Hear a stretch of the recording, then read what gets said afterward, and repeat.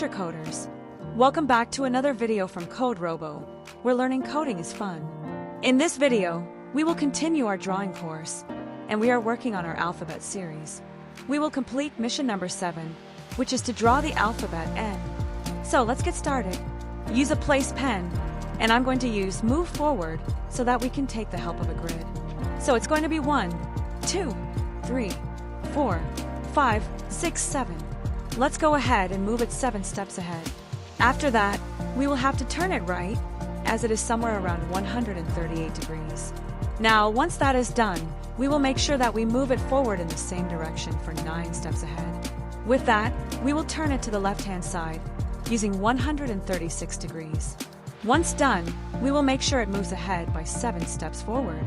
Let's go ahead, click on the Run button, and wait for it to trace the gray line. You'll see it is moving forward by 9 steps ahead, then turning left by 136 degrees, and moving forward for 7 steps in order to complete the N.